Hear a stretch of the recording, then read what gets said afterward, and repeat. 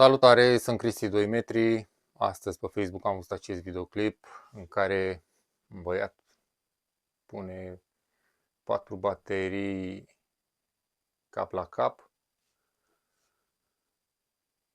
4 baterii simple și ce crezi? Încarcă telefonul, mă, frate. Nu pot să cred așa ceva.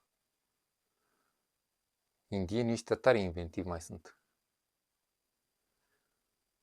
Te mă, și tu în 4 baterii să încarci telefon? Mă, băiatule, tu crezi că noi suntem proști? A?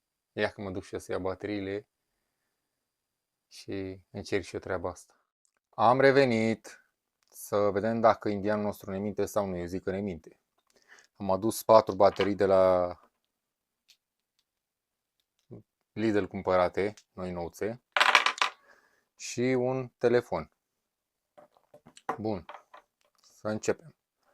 Deci, prima baterie, puneai plusul chiar în dreptul mufei. A doua, punea plusul chiar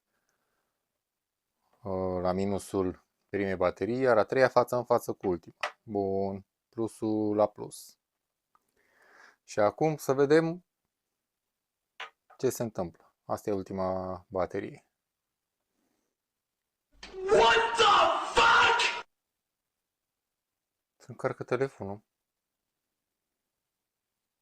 Nu cred asta.